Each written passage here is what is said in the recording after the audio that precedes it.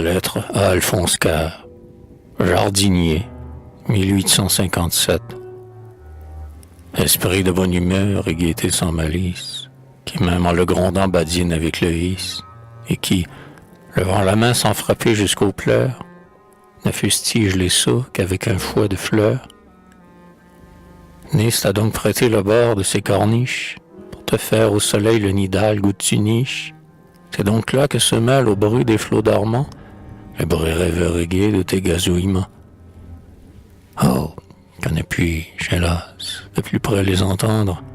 Oh, que la liberté lente se fait attendre. Quand pourrais-je à ce monde ayant payé rançon suspendre comme toi ma veste à ton buisson, et, déchaussant mes pieds saignant de dards sans nombre, te dire en t'embrassant, ami, vite un peu d'ombre. Nous avons trop allé notre front et nos mains au soleil, au roulis des océans humains.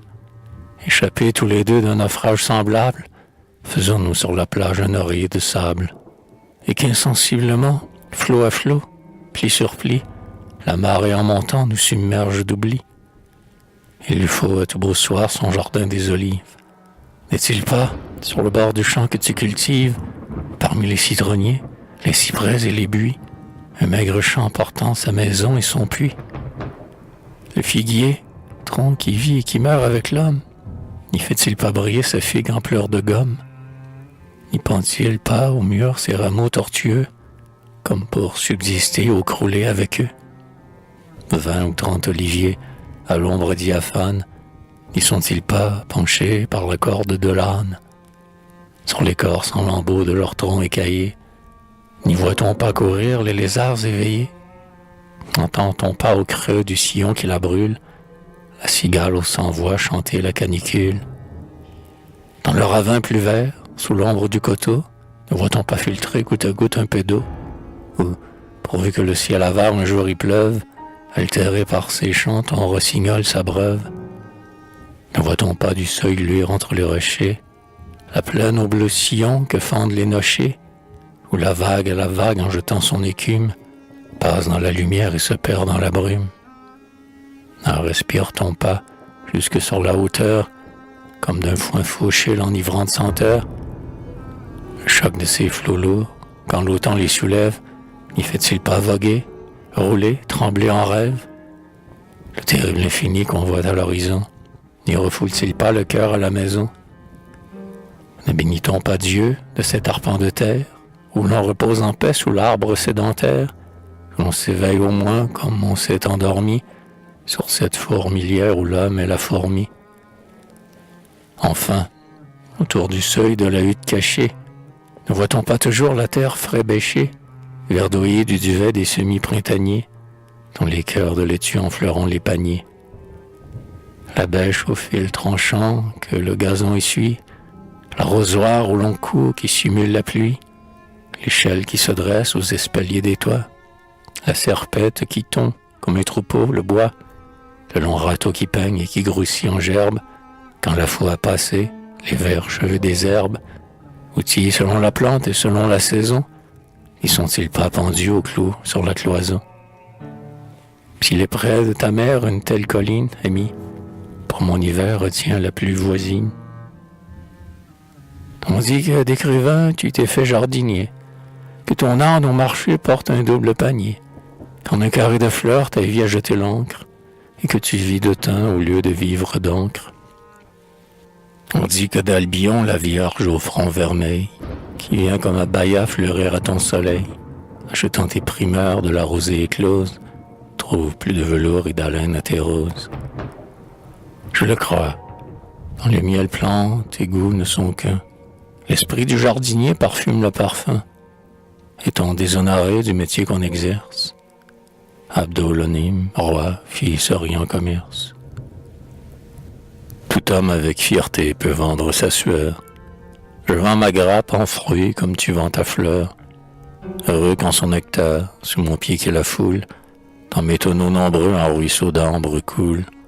Produisant son maître, ivre de sa cherté, beaucoup d'or pour payer, beaucoup de liberté. Le sort nous a réduits à compter nos salaires, toi des jours, moi des nuits, tous les deux mercenaires, mais le pain bien gagné craque mieux sous la dent. Gloire à qui mange libre, un sel indépendant.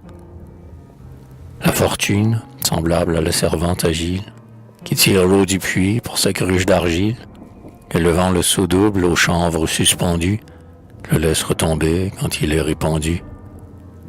Ainsi, pour donner l'âme à des foules avides, elle nous monte à plein et nous descendit vide.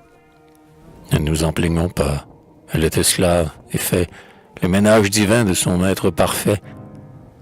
Bénissons-la plutôt, retomber dans la vase, de n'avoir pas brisé tout entier l'humble vase, d'avoir bu dans l'écuelle et de nous avoir pris, tantôt par le pouvoir, tantôt par le mépris. L'un et l'autre sont bons, pourvu qu'on y respecte le rôle de l'étoile ou celui de l'insecte. L'homme n'a de valeur qu'à son jour, à son lieu, brin de fil enchâssé dans la toile de Dieu. Te souviens-tu du temps où tes guêpes caustiques, abeilles bien plus tôt des collines attiques, des limettes embaumées venaient chaque saison, pétrir d'un suc d'esprit le miel de la raison. Ce miel, assaisonné du bon sens de la Grèce, ne cherchait le piquant qu'à travers la justesse. Aristophane ou Sterne en eût été jaloux. On y sentait leur sel, mais le tien est plus doux. Ces insectes volants naissant d'étincelles cachaient leur aiguillon sous l'éclair de leurs ailes. À leur bourdonnement on souriait plutôt. La grâce comme minuit les guérissait le mot. C'était aussi le temps où ces joies de l'âme, tes romans, s'effeuillaient sur des genoux de femmes et laissaient à leur sens, ivre du titre seul, l'indélébile odeur de la fleur du tilleul.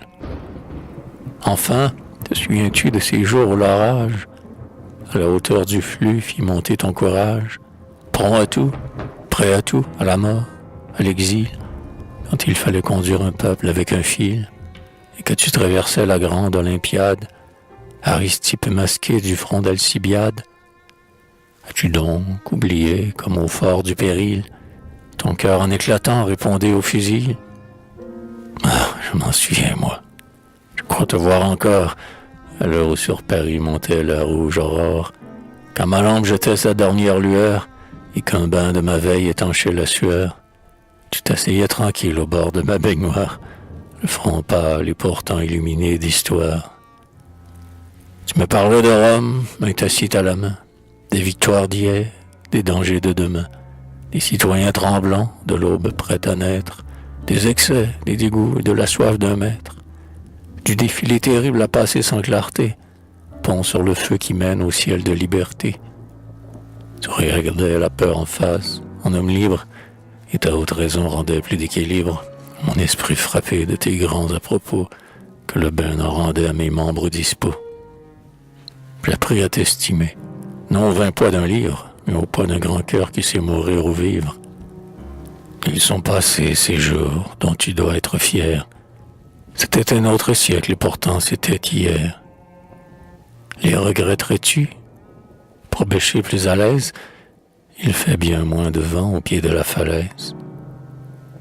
Heureux qui du gros temps, où son bras, son bateau, a sauvé comme toi sa bêche et son râteau. Quand l'homme se resserre à sa juste mesure, un coin d'ombre pour lui, c'est toute la nature. L'orateur du forum, le poète badin, Horace et Cicéron, qu'aimait-il? Un jardin? L'un à Tibur trempé des grottes de Neptune, l'autre en son tusculum plein d'échos de tribunes.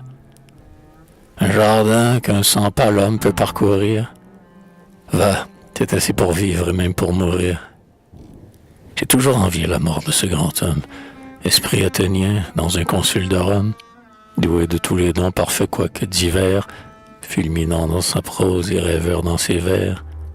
Cicéron en un mot, âme encyclopédique, digne de gouverner la Sainte République, si Rome, riche en maître et pauvre en citoyen, avait pu supporter l'œil d'un homme de bien.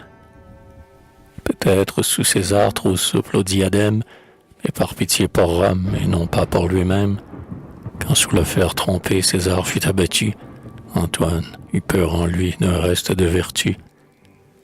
Fulvie au triumvir mendia cette tête, Octave marchanda, Lipide, un jour de fête, ne pouvait refuser ce bouquet au festin. La courtisane obtint ce plaisir clandestin. La meute des soldats qu'un délateur assiste, sortit de Rome en armes et courut sur la piste. Cicéron, cependant, par ce divin froid qui glace la vertu lorsque le vice est roi, de Rome, avant l'arrêt, l'âme déjà bannie, parcourait en proscrit sa chère campanie, tantôt quittant la plage et se fiant au flot, tantôt montrant du geste une île au matelot. Enfin, las de trembler de retraite en retraite, il se fit débarquer dans ses bains de Gaète, délicieux jardin bordé de mer d'azur, où le soleil reluit sur le cap blanc d'Anxur, où les flots, s'engouffrant dans ces grottes factices, lavaient la mosaïque et, par les interstices, laissant entrer le jour flottant dans le bassin, des rayons sur les murs faisaient trembler les seins. Mais des soldats rôdeurs les passeaux retentirent, par leur gazouillement ces oiseaux avertirent. Quelques reflets de hache avaient dû les frapper. Remontant en litière, il tenta d'échapper. Il descendait déjà le sentier du rivage, où sa galère à sec s'amarrait à la plage, quand on lui demanda sa tête. La voilà. Il tendit son cou maigre au glaive. Elle roula. Le jardin qu'il aimait but le sang de son maître. De son bouquet sanglant ardent à se repaître, Fulvie, en recevant la tête dans son sein, passa sa bague au doigt du tribun assassin. Puis, dans l'organe mort, pour punir la harangue, son épingle d'or, elle perça la langue. Et sur les rostres sourds fit clouer les deux mains, qui répandaient le geste et le verbe au romain. Ainsi mourut au site où se plaisait sa vie, la gloire des Romains, l'ennemi de Fulvie. Son beau cap, ses jardins, sa mère, ses bois, ses cieux, lui prêtèrent la place et l'heure des adieux. Ces oiseaux familiers voletant dans la nuit, lui chantèrent au ciel sa libre bienvenue. Le sort garde-t-il mieux à ses grands favoris? Qui ne voudrait trembler et mourir à ce prix? Élégant comme ce sage au sortir de la vie, son âme à l'univers et sa tête à Fulvie. Il n'est plus de Fulvie, plus de Cicéron. Notre Fulvie à nous, c'est quelque amer fréron, dont la haine terrestre au feu du ciel s'allume, et qui nous percera la langue avec sa plume.